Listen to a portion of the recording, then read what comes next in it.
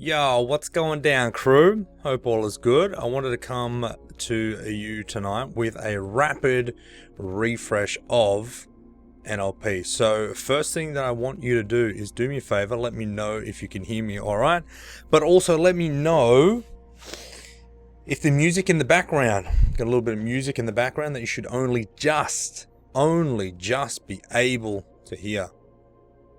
So that would be very, very good if you let me know what it is that you can hear, if it's too loud, if it's too soft, whatever it might be. But pretty much what I wanted to do is I wanted to obviously, get a little bit of practice under my belt with the new streaming system, but I also wanted to do a bit of a refresh on NLP. So what we're going to do tonight is we're going to go through start to finish in a very rapid pace and high chunk version of the whole slides of NLP. Because of the sheer fact is, I can guarantee you that there's some things in there that maybe you had forgotten about. Maybe you had not really grasped the whole entirety of it, whatever it might be. So tonight is the night. We can ask questions. Tonight's the night where you can learn. Tonight's the night where you can do whatever it is that you want to do. If you're watching on the replay, give us a thumbs up. If you're watching it live right now, I can see there's one person. Hello, one person. Do me a favor, put in the comments down below. I've got a little box here, a little comment section. Let me know, number one, who it is. And number two, let me know how the audio's going, and then we'll get stuck into it. All right, so this is what we're going to be going through. Once again, you guys that have done prac, you've already been through this, right? You've already been through this, but it is very, very powerful to get an understanding after you've done the training. Okay, because the training that you do at the training is very different than the training that you do after the training. I can guarantee you right now that there's been people in the group that have come back. They've come back to the training, they've come back to the online program. They're like, holy shit, I don't remember going through that. I don't remember doing this or that. Did we even do that? Did you teach that? I'm like, yeah, we did. We did teach that. You did learn that. The thing is you will probably just knee deep in your own stuff. And sometimes when you're knee deep in your own stuff, you don't know what day it is, right? It's not a good thing. It's not a bad thing, but it's definitely something to be aware of. So let's dive in. Once again, if you're joining me on the replay, then give us a comment, give us a thumbs up. If you're live, give us a comment and a thumbs up as well. So here we go. Neuro-linguistic program. You already know this stuff, but we need to go over it once again. The neuro side of things is the actual nervous system, the mind through which we experience and process all of our whole entire life through our five senses. When I really understood this principle of every single thing goes through your five senses, my world changed because of the sheer fact that every single thing that you experience, you can only experience it a few different ways. And those things are your visual, what you see, your auditory, your kinesthetic, your olfactory, and your gustatory. Right? Olfactory being what you smell, gustatory be your gut, what it is that you taste. Now, out of all those senses, they all play their role. They all play their role, but each and every single person, each and every single individual will then process things differently. They will have a favorite or a favored way of processing things. Some people are visual, some people are, auditory, some people are very kinesthetic. Some people like to do all three of them, all five of them, whatever it might be. So just remember, everyone is unique. The people that I see, the people that I witness, the people that I experience do very, very well in the stage of coaching, in the stage of helping people change the game, are people that can actually see people individually for who they are and then customly set a program to them. They actually design something to suit them. It's not a one size fits all. That's the beauty of these type of tools, especially in the way that we teach it here at Self Mastery. It's like it's taught in a way that's like, what's going to work for that person? Because what works for those other 20 people might not work for that person. And therefore, you don't end up getting the results that you want. And therefore, that person may have already seen 20 other people. And because they did the same shit, they got the same result. So, well, that's silly. Don't do that. Okay, the next thing is the linguistic side of things. We've got to understand, this is absolutely mind-blowing. If you can get this, which I know you can, you've already got it. Your language, your words, describes and creates your reality. Okay, I want you to think about this for a second, right? Let's keep it super simple. Everything in the universe, everything in the world, everything in your experience is energy at some form. Easy. That's very easy to comprehend that. Now, the next thing is a thought is a frequency. A thought is a frequency, a vibration of energy. But guess what else is a frequency of energy? Sound. Sound. We all know this, right? It's very mainstream, like in our world.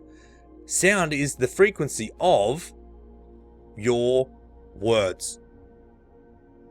This is very important. Why is it so important? Because guess what? We're thinking. But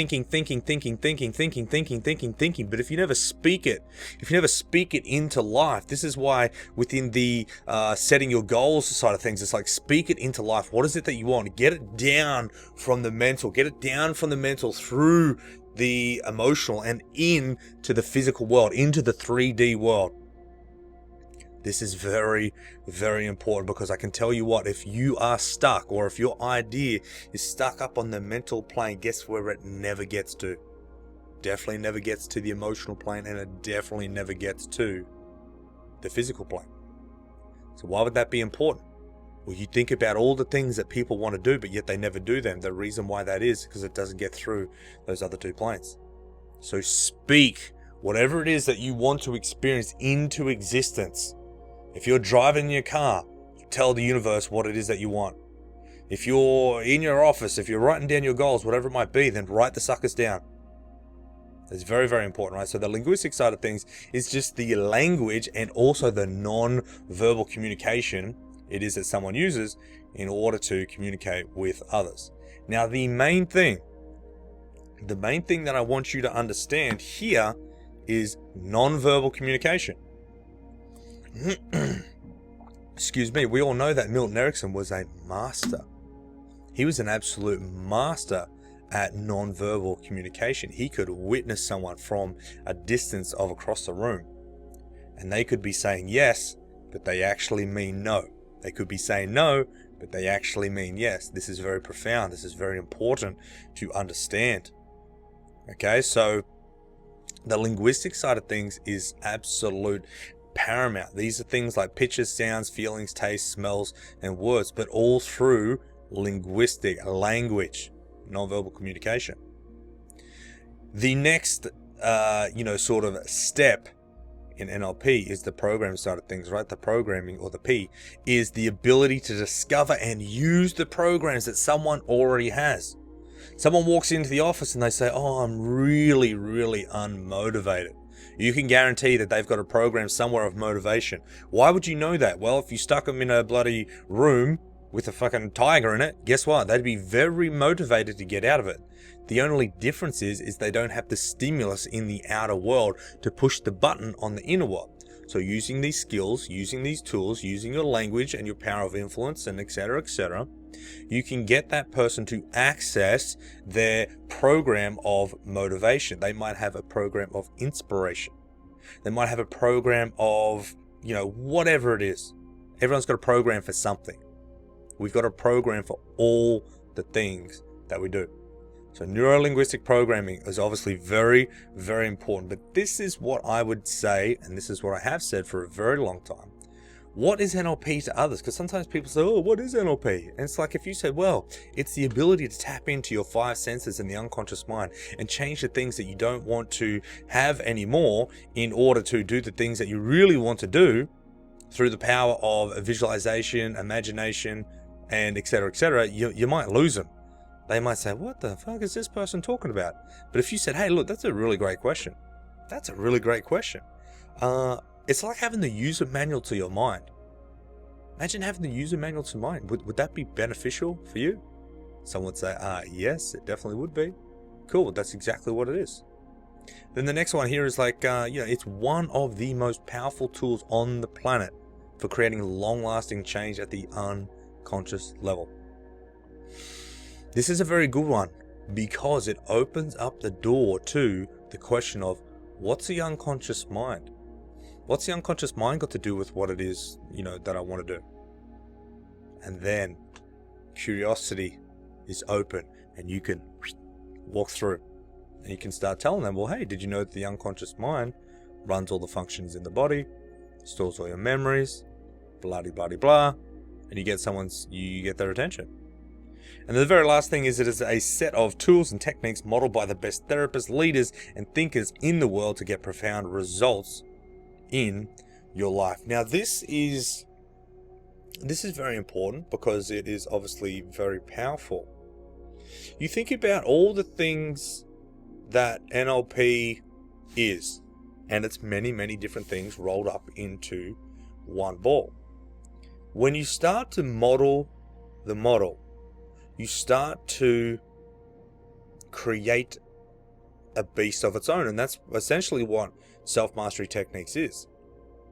It's taking this, it's taking that, it's taking this, it's taking my so-called own stuff that I've downloaded, that I've experienced, that works, all this sort of stuff, and merging it together. But then you got to merge it together in a teachable way where people can understand what the fucking hell it is that you're talking about, and they can actually do something with it.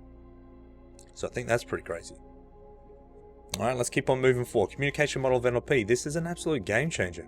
Every single person knows that when you see this model for the very, very first time, your life is never, ever, ever the same. This is what, like 2 hours into prac? You see this, you learn about this, you look at everything very differently. It's never the same. So communication model of NLP, you've got to think about all your experiences is happening outside of you. All right? Now just stay with me for a second. All that is happening outside of you, that information comes in to your experience through your 5 senses. You see it, hear it, feel it, taste it, touch it, smell it, whatever it might be. Okay, so all the external world comes on in, and then it goes through a set of filters. And your filters are, the first 3 are going to be delete, distort, and generalize. Remember, this is very, very important. Why? Because there is information. I mean, it is always present. The information is always present, but whether it is that you're picking up on it or not, that's a different story. So you might have information that is there, but you're deleting, distorting, and generalizing. Deleting would be like, what are you talking about? I don't even know that it's there. It's not even there. Distorting might be like, oh, no, it's not that bad. It's not that bad. Okay, well, that's distortion. Generalization might be, yeah, but everyone does that. It happens to everyone. Well, not necessarily. So be very careful. Be very, very mindful of when you're going through your life or when you are working with clients or whatever it might be, that you are thinking about what it is that you're distorting, deleting, and generalizing. Because you will talk to someone and they will delete, they will distort, and they will generalize information, data that they need to make a good decision. Now, this is where it gets very, very awkward. The things that they could be deleting, distorting, or generalizing is the truth. Is the thing that they actually want. Is the thing that they need to know, understand in order to live the life that they want to live. Alright, so then we start going through a few more filters. We go through time, space, and matter. We go through the language side of things. We go through the memories. We go through the decisions of the individual. The meta programs. Just remember, meta programs is a specific way in how they process information. Alright, and everyone's different, everyone's unique, and their values and beliefs. So once again, within prac and then within master prac, we really dive into these little suckers. And it's, and then you've got your attitudes as well. So all this information comes in through these filters. Then it pops out a internal representation. And just remember, that is a picture at the unconscious level or in the mind's eye. Now this picture, this internal representation, is the thing that influences everything. I'm just going to leave you sit with that for a moment. The picture is the thing that influences everything. Remember that. Could be very important. After that, after you get the picture, you create a state within your body. You create a way of being within your body, and then that influences your physiology, what you do with your body. Are you really happy? Are you really proud? Are you really excited? Are you really courageous? Or are you really closed off, shut down, depressed, anxious, all the things? Whatever it might be. And your physiology affects your state. Everything affects everything. Put it that way. It affects your state and then affects your internal representation. So keep these things very, very solid within your mind's eye. It will serve you very, very well. Okay, so the next thing is the behavior. All of this stuff produces the behavior that someone is living within their life. Now, most people know about their behavior, don't they? Most people come to you and say, hey, I'm smoking. Most people come to you and say, hey, I'm really depressed. This is the behavior that I'm producing in my day-to-day life and I don't like it. The behavior that I'm producing in my day-to-day life is, like killing me slowly, like I'm suffering. And this is not exciting at all. So that's when you start to work backwards. Now, for me personally, you would already know this. You would already know this, that for me personally, go to the picture, go to the picture, go to the picture, go to the picture, go to the picture, go to the picture. The internal representation is the most powerful one out of all of them. So if someone comes to me and they're smoking, someone comes to me and they're doing anything, I say, hey, as you think about whatever it is that you're doing right now, do you have a picture? Yes, I do. Great. Fill me in. What's the picture look like, sound like, feel like? And then they tell me all the things. Well, then guess what? Change the picture however you need to change it. And then, submodalities, right? And then you change the picture however it is you got to change it. And then you say, is it the same? Do you feel the same? Do you want to do the same thing? And if the answer is no, happy days. It's one of the most powerful tools ever. When you think about blank, do you have a picture? Yes. Change the picture. When you think about that, how do you feel now? Oh, totally different. Happy days. Thanks for coming. Thumbs up. See you next time. Okay, keep that in mind. I mean, this is supposed to be rapid, right? But anyway. 5 principles of success. Know thy outcome. Number 1, know thy outcome. You must know that. Take action. Go take action. Most people don't do that. Oh, I'll wait. Okay, good. Well, have fun waiting. Number 3, have sensory acuity. That just means know what the hell is going on. Look around in your world. Is what I'm doing working or is it not? Because if it's not, change. Have behavioral flexibility. That means that whatever it is that you're doing, make sure that you can be flexible within your behavior. Know when to hold them, know when to fold them. Know when to be really, go at it, and then know when to hold back and recharge and all these sorts of things. Because if you don't, if you're just going to go, have fun with, adrenal fatigue, chronic fatigue, and then fucking dropping dead after that. Because that's the next phase after chronic fatigue. It's not fun. I would definitely not recommend it, especially after having adrenal fatigue, and I reckon damn near bloody chronic fatigue, functioning for 4 hours a day. If that. Number 5, operate from a physiology and psychology of excellence. That just means do shit that works. You got to do stuff that works. Because if you're not doing stuff that works, that means that you're doing stuff that doesn't work. That's silly. Don't be silly. Don't do silly things. Good. Hey guys, everyone's for you guys that are on, thank you so much for jumping on. There's a few people put comments in the comment section, but the little section that I've got is not putting a picture up, so I can't see who it is. But hello. Thanks for joining in. Let me know if you guys that are on. Let me know if that background noise is too loud, or let me know if it's just right. That'd be cool, because obviously I can't hear it on my side. State versus goal. Make sure that your state versus goal is very specified when you're talking and dealing with the customer, because, well, not a customer, a client, you know what I'm talking about. Because 9 times out of 10, what it is that they want, they can have in real time right now, but they don't know it. So a value or a state is stated ambiguously.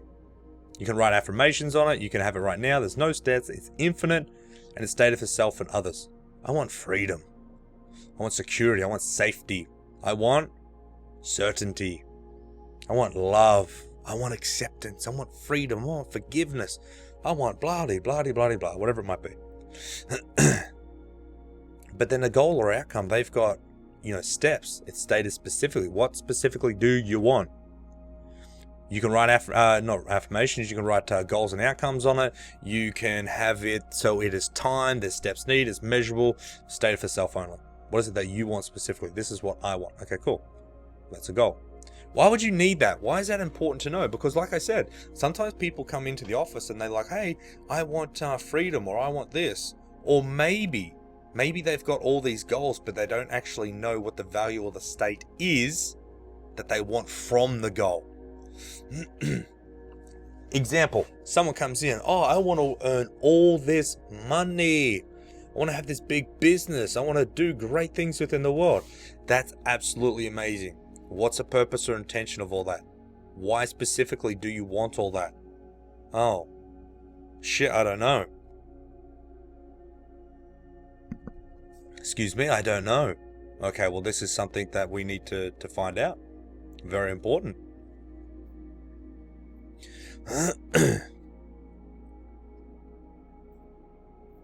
Alright, so your SMART goals is important as well. God, try not to bloody die here. See if I can make it happen. So your SMART goals are super important too, right? Make sure that it's specific, it's measurable, it's achievable, it's relevant, and it is timely. Make sure it's timed, and then you can actually do something with it. Ecology, make sure that it is for the greater good. Don't get people doing shit that they shouldn't be doing necessarily, because it's not going to work out very good. Cause and effect is pretty important, isn't it? One of the most important things that could actually happen within someone's life. Because if they're at cause, then what does that mean? That means that they're not taking that means that they are taking responsibility. If they're at effect, they're not taking responsibility. Alright, so just remember, if someone comes in the office or whatever it is, and they're at effect, they. Effect is all this, outside. They're going to be very, very difficult, so to speak, to influence. If it's like, no, I fucked up, everything in my world I create, cool, happy days, then you can do something with it. Alright, perception is projection. You are the projector. You are the projector. Don't be getting the shits with the projection, because the projection comes from the projector. And the projector only projects whatever the data is on the computer that is running it. And you're the computer.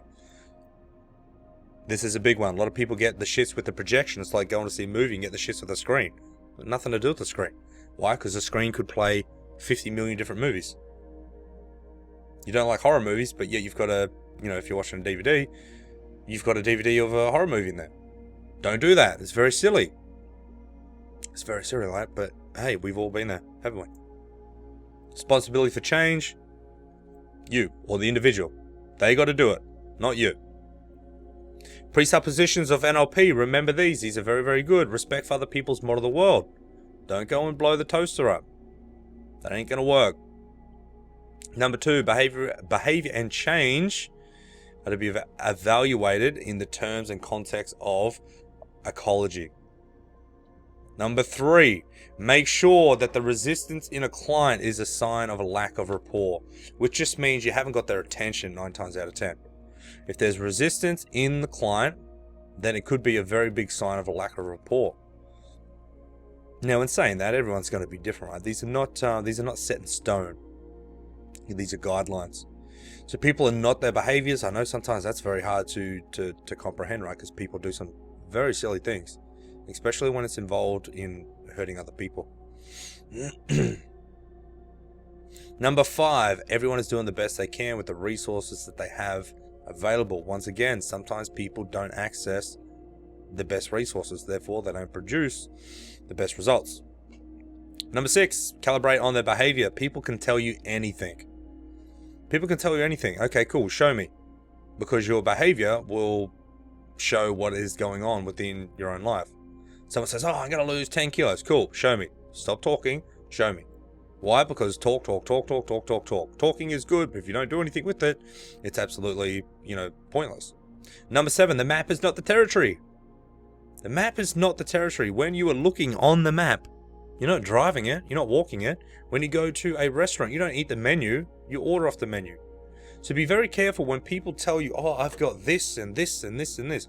What they're describing to you is not actually it. What they're describing to you is not actually it.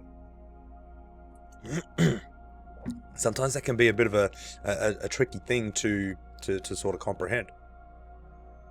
Especially for the other person, right? Because they're like, yeah, but this is my life. I experienced it. I'm like, yes, I understand that. But, we've got to do things a little bit differently. Number 8, you're in charge of your mind and therefore your results. So therefore, I must be in charge of my mind and my results. That's important because sometimes people will try and do the old, effect, and they'll try and sort of blame you or whatever it might be, or blame other people. It's like, no. You're in charge of your mind, therefore you must be in charge of the results that you get. When people can comprehend that, when people can really swallow that pill, that's when things significantly change. Because they realize, oh my God, everything's going on in my own head. It's very, very cool. Number 9, people have all the resources that they need to succeed and achieve their desired outcomes. They do. They might just need to learn more, but they know, or they have everything that they need in order to know what it is that they need to do. All right? All procedures should increase and produce wholeness. Bring people back together like this. All right? You don't want to make people so-called worse than what they are. That would be very silly. And we're not about that life. So there's no failure, there's only feedback. If that's the case, which it fucking is, then absolutely go for it. The best way to find out how to do something is to figure out how to not do it very quickly. Once you figure that out, boom, you can go like a rocket. All right, number 12, the meaning of communication is a response that you get. Be very, very aware and very, very cautious of when you are talking to other people. Is your message being received or is it being rejected? Because if it's being rejected and you keep going down that approach, once again, it's a little bit silly. The law of requisite variety. This means be flexible. The most flexibility within the system wins. People that are very rigid do not have much wiggle room and therefore they break. So be very, very flexible within your approach. And then number 14, all procedures should be designed to increase choice. This is one of the biggest things, especially over the last 6 months. Not 6 months, maybe 12 months. I've really changed the way that I help people out. I guide people through it, and because, I know where it is that I want to guide them, I guide them along the path and through the path, and then I'm like, hey, what about that thing? Do you reckon that's important?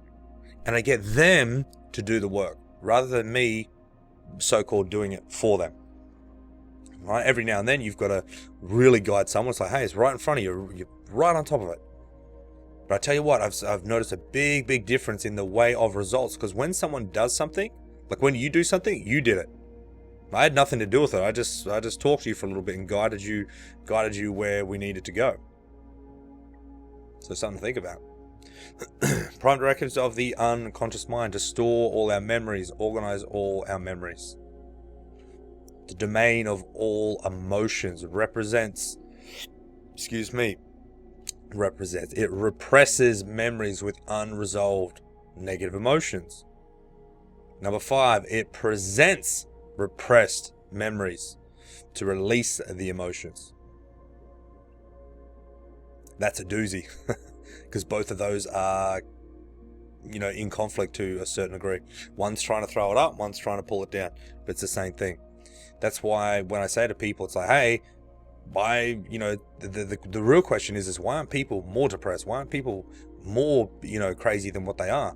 Because, life can be very strange sometimes.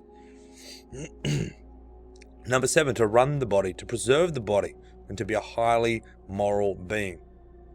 10 down to 20, to take direction and follow orders. That's why if you are going to be, dancing around the bloody bush with people, so to speak, rather than being direct and get their unconscious mind to follow the answers, then maybe you won't get the results that you need. So sometimes you need to be very direct, Do this, this, and this. Do it now. Rather than, oh, you could do it now, or you could do it tomorrow. But just remember, as you would know, everything has its purpose, everything has its place. Number 11, to control and maintain all perceptions, to generate, store, and distribute and transmit energy. That's a biggie. To respond with instinct and habit. Number 14, it needs repetition to build habits. Number 15 is it continually seeks more and more. That's a good one. Get people to understand that. People say, oh yeah, but if I could only get X amount of dollars, if I could only do X amount of things. I'm like, hey, that never happens. Because when you get X amount of dollars, guess what? You want more. Okay? Nothing ever stops until you're no longer here. And then who knows? It might just be the beginning. It might just be the beginning. We don't know. We don't know.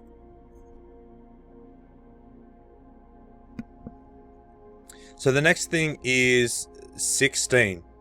It's going to have the most functional and optimal performance on the least amount of parts. What the hell does that mean? That means that if you've got a part of you, 50 million different parts of you, right, from your experience in life, the more parts that you have, the less integrated you are, right? Put it like this. This is now one thing. It's connected.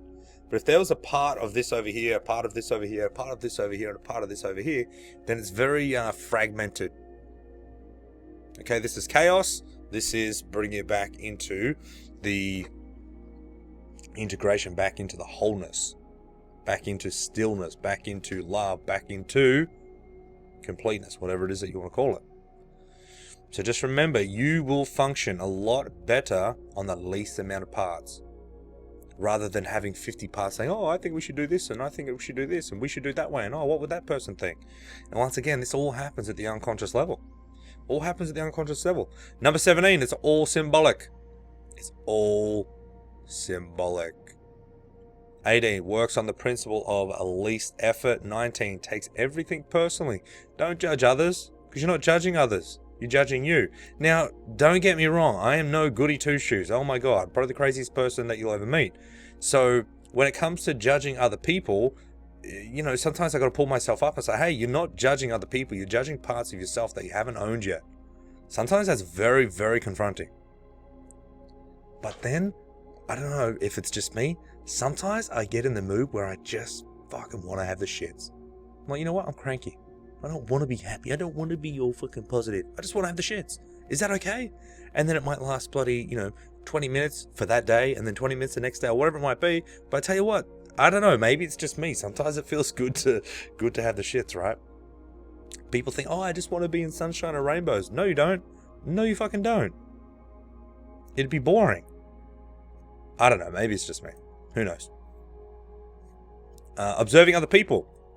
Your sensory acuity. When you're observing other people, watch their skin colors. It's changing. Watch their skin tonus. What's the, the tightening of the muscles.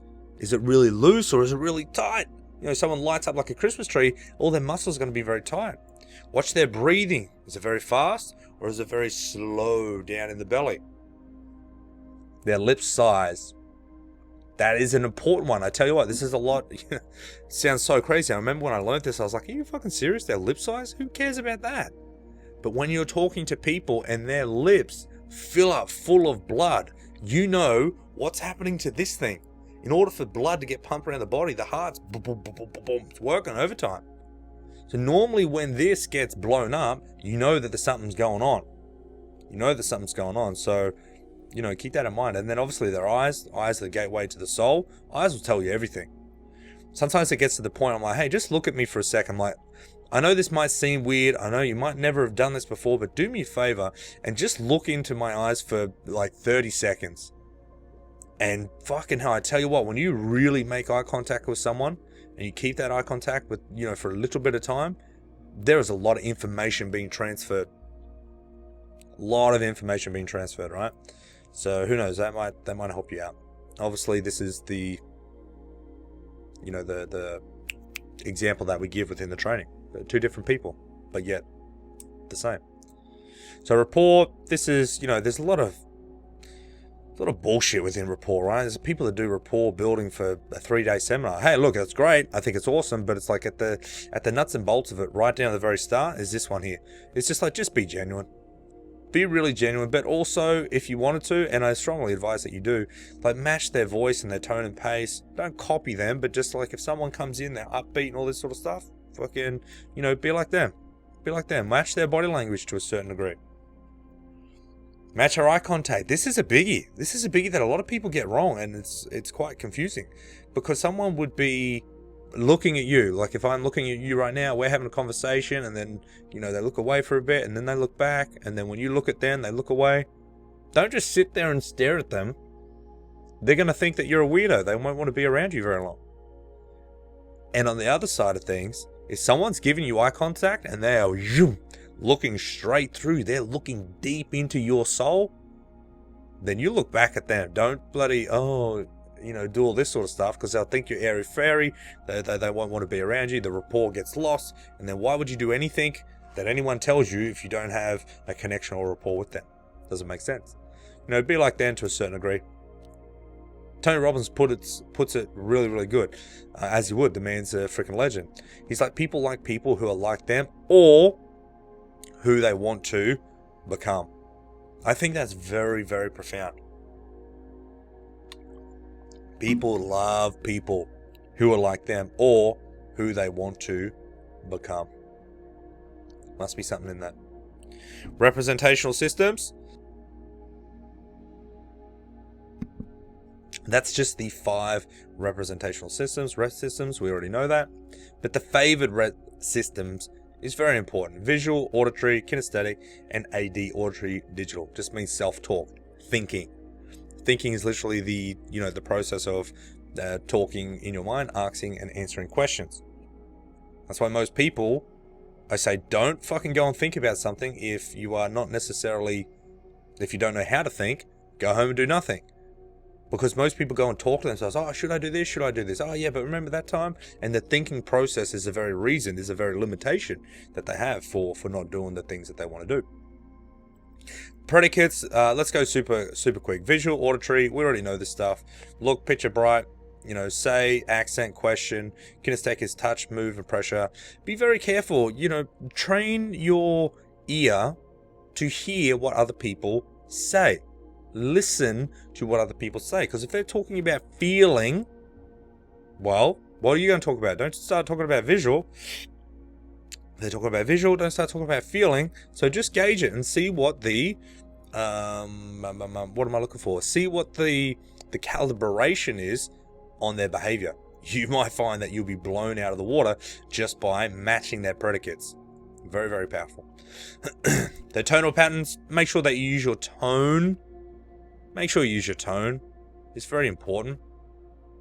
It's very important, isn't it? Yeah, it is very important. Rather than, it's very important, isn't it? I don't know. It's very important, isn't it? Oh, fuck yeah, it is very important. So they're all different levels of tone. Not words, not words, not words. Only tone. This is what this process is about. It's only about tone. Okay, with a statement, it's like blank. This is this. This is this? Oh, yeah, I think it's this. Okay, cool. This is this. Good. What about command? This is this. This is this. Okay, this is this. So you don't have to have any context to it, right? It's just all about, oh, here's Donna. It's just all about the tone. So you guys remember Donna? Mate, Donna's kicking ass. It's so cool. I still chat to her every now and then. But that was the first lady that got a tattoo. I thought it was the weirdest thing on the planet, but now there has been several people that have got tattoos after work with myself, and I tell you what, I mean, fuck, what a compliment, right? Very, very cool. What else we got? Eye patterns. Ooh, eye patterns are good. So just remember eye patterns. Keep it very, very simple. Construct. Anything on the left-hand side as you look at them. Construct means what? Created. So if you're looking at someone, all right, and you look up to their left, or they look up to the left, anything on the left could be constructed. Everything on the right is going to be remembered. Now that's just a rule of thumb. It's not for everyone. Because if you get a, disorganized person, so to speak, like the opposite, then it's going to be the opposite. But just remember, if someone's looking up, they're visualizing something. If someone's looking left or right, they're hearing something. If someone's looking down, right, they're either going to be feeling something or talking to themselves. Just keep it very, very simple. The reason why this is so important is that when you're talking to people and they have like a mini trance looks something like this. Oh yeah, what are we talking about? Or a mini trance looks something like this. And then they come back to the conversation and they just look like a big old bag of, you know what? It's like, oh my God, something's happened here. What's the something? And then you can do something about it. What else we got? So then you get the questions, right? You know, just come up with different questions. If you want someone to remember something, it's like, hey, tell me about your favorite vacation you ever had. Can you imagine it right now? And then they look up, depending on wherever it is that they're at. Cool, happy days. Ooh, this is my favorite. I think this is my favorite. Why? Because I use it every single day. This is how to think. Hierarchy of ideas, chunking, is literally the ability of how to think. It's so important. Just remember that high chunk. High chunk is a very big picture. It's a very big picture, and it's going to induce trance. People are going to be a bit spacey when you're talking about all the things. And as you talk about all the things, you can just think about those specific things that you want to change within your life. And the beauty of it is you've changed many things within your life. And because you can change one thing, I'm going to guarantee you that it means that you can change many different things. And if you think about those things right now, you might have already known, or you might notice later on tomorrow after you dream tonight as you go to sleep, that you come up with different solutions on how to solve those problems easily and effortlessly. So that's high chunk. It's like, what the fuck is he talking about?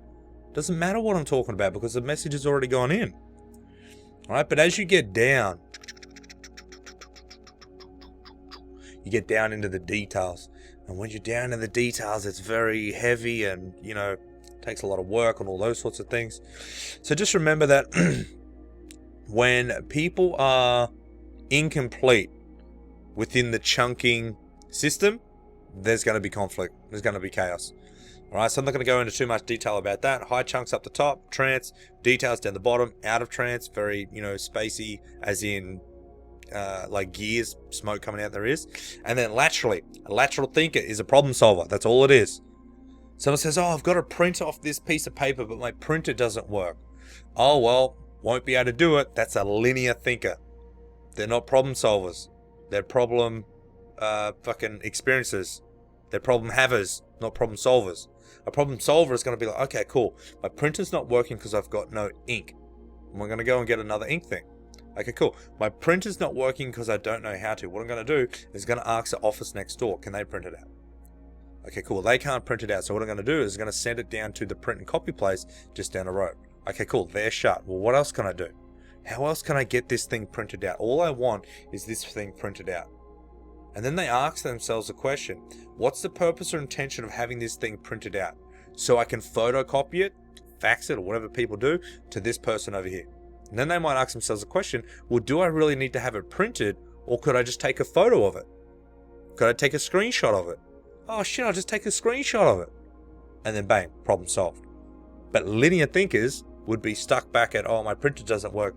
Oh shit, the whole world's gone to buggery. Not true. But hey, we need all sorts of people within the world, and even within our own life, we have stages, we have categories, we have places where we think linearly. That's a word. You know what I mean? So that's very important. Just remember, if you want to chunk up, for what purpose? If you want to chunk down, what specifically? If you want to chunk sideways, what else? What else are you talking about? Oh, the Milton-Model. Jesus. Look, the Milton-Model is very profound. It's very vague, as you would know. But the purpose or intention of the Milton-Model is to get the resistance, the ball of resistance that people have, and to spread it out over a big surface. And as you spread it out over a big surface, you notice that the gateways to your unconscious mind opens up, And not only do things go in that you want to go in, but things go out that you want to go out. And all the things going out could be things like limitation, disappointment, anger, sadness, fear, hurt, and guilt, the reasons why you can't do things, whatever it might be. And then now that they're all disappeared, now that they're all completely disconnected and just dismantled and disintegrated, then you can close the doors back down and you can start to feel really good. And it's a good thing to feel good, because as you feel good, guess what happens? Better things happen within your life. And at the end of the day, that's what we want. So that's the Milton model. I mean, just have a look at the man. Stare into his eyes for a few seconds. And every time, this is for me personally, every time I look at this, like when I'm doing the Milton model, and I say this within the group, I'm like, hey guys, just do yourself a favor, just stare at his eyes for 30 seconds. What's the message that you get? And my message is, it's almost like he's like this and he's giggling. He's like, you sneaky little bugger, you've learnt the secrets. So yeah, it's very what's the word, playful. Super cool. Metaphors, make sure you use metaphors in everything. Metaphors are very powerful. Metaphors take people on a journey that are embedded with resources and tools that they can use to change their life. So that's what metaphors are. We'll go through this part. People come to you, or they're doing whatever they're doing. They're not happy. They're not doing what they're doing. They're stuck. They're fearful. They're tired. They're frustrated. Whatever it might be, and they want the opposite of that. Cool. So there's 4 steps. Find out where they are now. Then find out what it is that they need to change. What it is that they need to change is different to step number 3. Step number 3 is, what do they need to learn in order to change?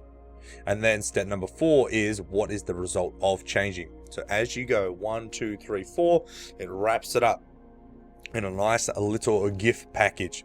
Put a bow on top of it and then hand it to them. Okay, very, very powerful.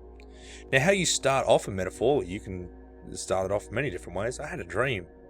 I dream about a lot of weird stuff, so I use this one quite often, right? It's like, hey, I had a dream that the other day, blah, blah, blah, blah. My friend, I've got this friend. You know, I watched a movie, whatever it might be. There's lots of them. Meta model. This is a good one. So this is old Gold Digger Dan.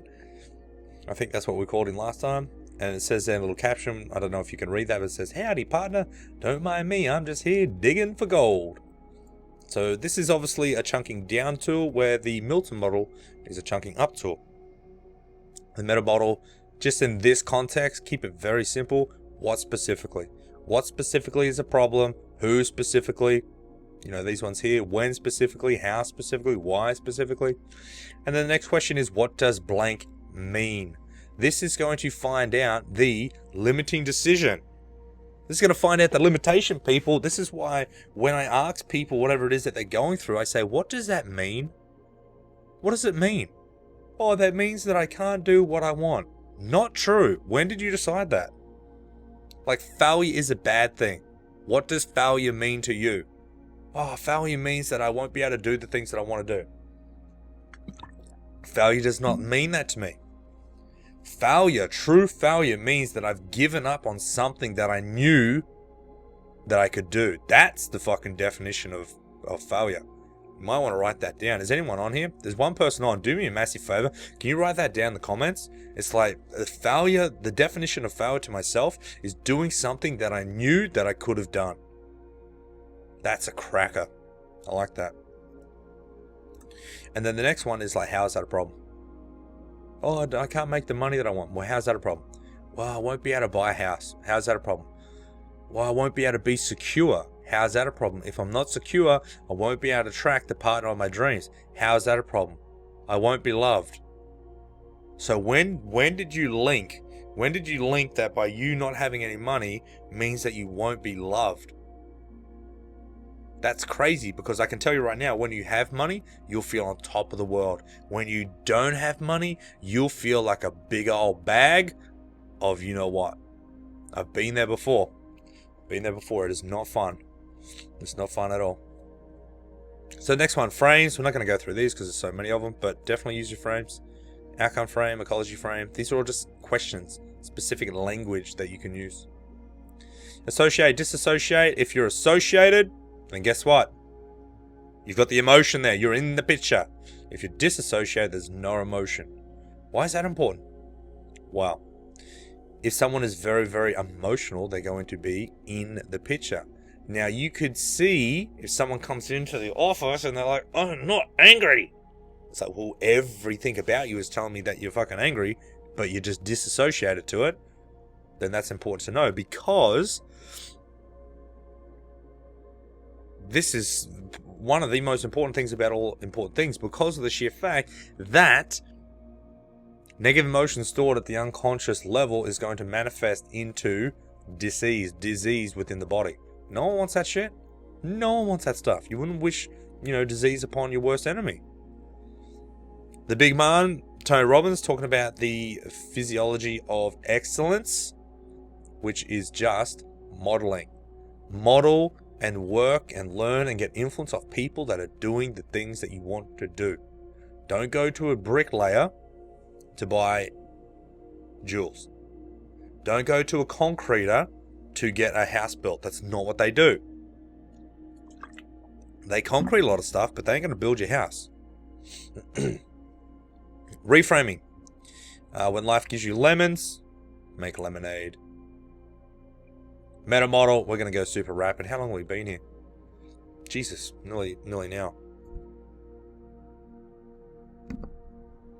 All right, anchoring. Remember, anchoring is very, very powerful. It just means that they've got an elevated state.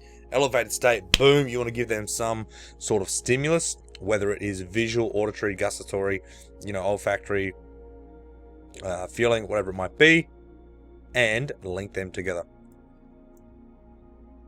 Do it over and over and over again, and you will then have a little switch that every time you hit that switch, whether it's a word, whether it's a, every time you see the color red, whatever it might be, then that's going to trigger a certain response.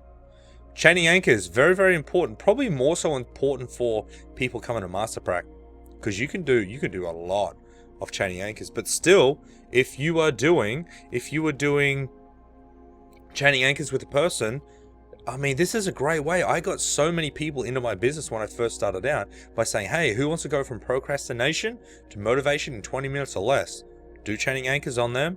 Bang, bang, bang. Just remember, if you're going to do it in person, you're going to chain them on each knuckle. So 1 state, 2 state, 3 state, 4 state. 1 state, break state. 2 state, break state. All right, we've all been through this. And then chain them all together. Very powerful. Actually, really powerful. Probably more powerful than what people actually give it credit for. Ooh, perception, positions. Remember this one? 3 positions, very, very short and sweet. Number 1, associate with the problem. Number 2, disassociate from themselves and have them associate as the other person. So really good for people that have conflict with other people. Okay, now at the master practitioner level, I'm going to teach you personally how to do it with things or concepts. So instead of a person, you could have conflict with money, you could have conflict with love, you could have conflict with health, whatever it might be. And we can do that as well. And then step number 3, have a neutral position. Now just remember strategies. Strategies is just a specific way in how you do something. We have a strategy for everything. You have a strategy for whether you stay on and watch this. You have a strategy for going for a shower. You have a strategy for taking a drink of water. Anything you have a strategy for. And how you find out a strategy in a very simple way is you find out what it is that they've done. And then you just ask them, hey, what was, before you done the thing, what was the very first thing that you did? Rewind it all the way back to the start and fill me in with everything in between. Did you see something, hear something, feel something, or did you say something to yourself? Go through the 4 rep systems. Alright, what else do we have? Plus the convincer, right? The convincer is very important. How many times does something have to happen in order for you to be convinced? Is it once, twice, 100 times? Imagine the person, imagine the guy or the girl who has a convincer of 20 of love versus a person that has 1. The person that has 1 is going to go on a date. Will you marry me? No. Oh my God, I'm heartbroken. All people are, X, Y, and Z. What about the person that's 20? They might have had 10, 15, 17, 19 partners that were the so-called one, but because they weren't convinced, they never did anything about it. And then they start the cycle of, no one's good enough, I'll never find love, whatever it might be. And it's just, it's just not true. It's just not true at all.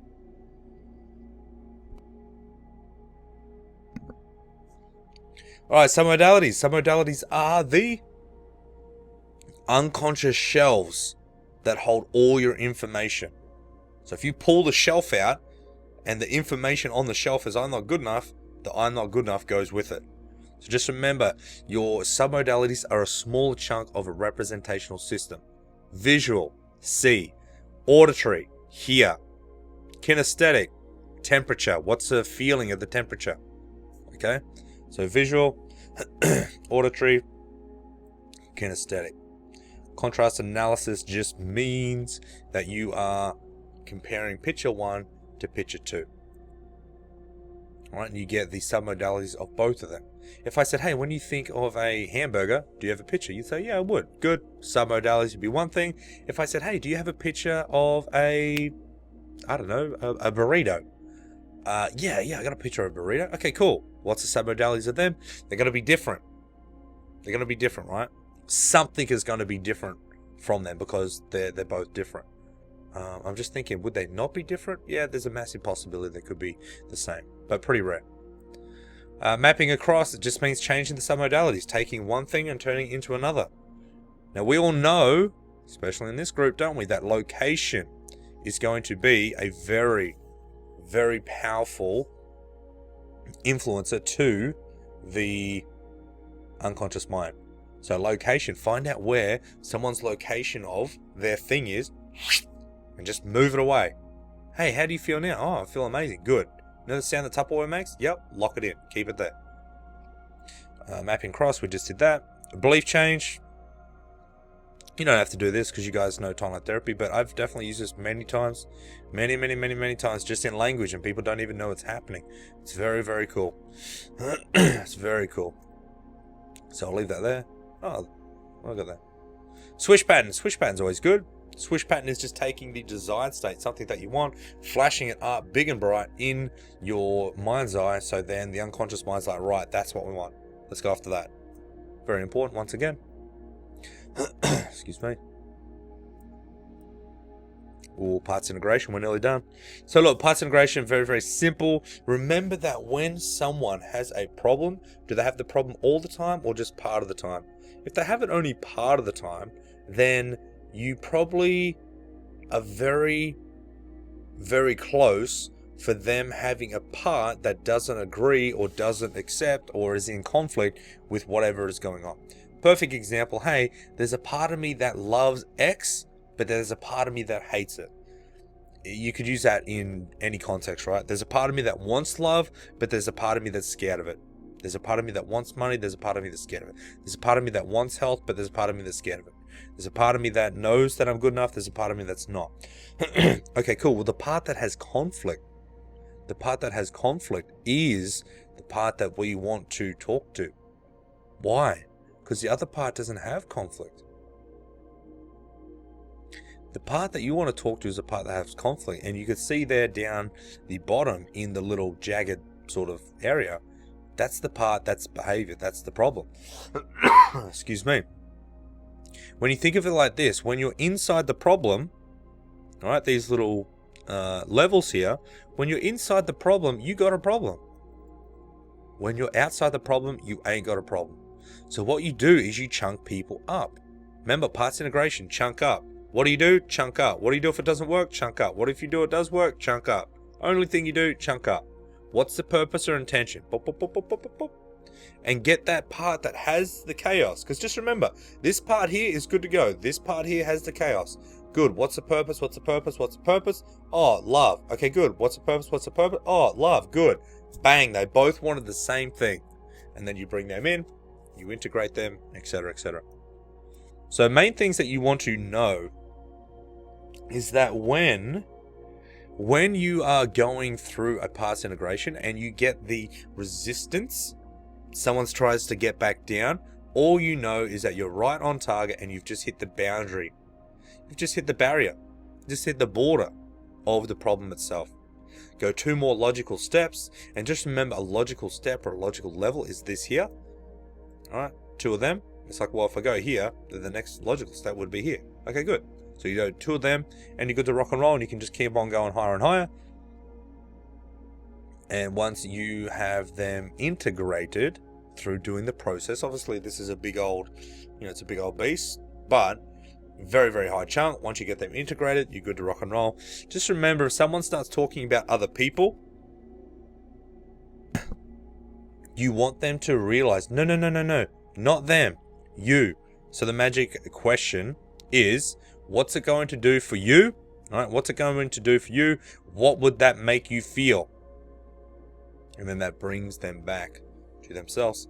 And if they get to the point where they're like, oh, safety, security to make me feel good, and then they say safety, security, remember just to group the loop. And that's the little arrow there. Group the loop and just say, hey, well, safety, security, love, whatever it is, what will all those things, what's the purpose or intention of all of them?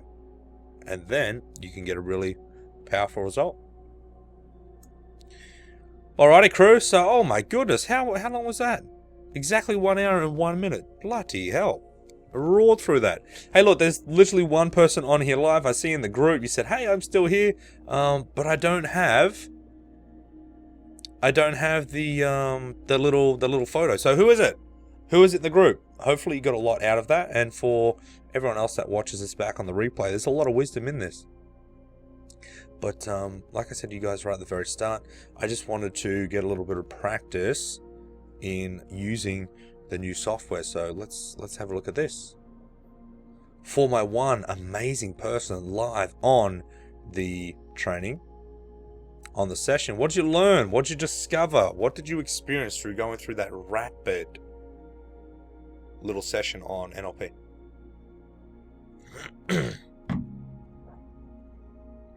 Oh, Anime! Hey, Anime. What's going down? What'd you learn out of all that? Did you learn anything different than what you already know?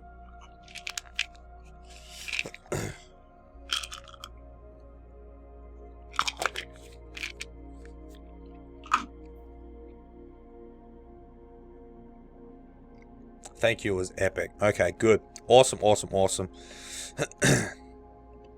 Cool. So, there you go. There's your rapid refresh of NLP. Hope it helped out. If you got any questions, Anime, or anyone else that's watching this on the replay, you know where to put it, and I'll get back to you straight away. Other than that, I'm going to rock and roll.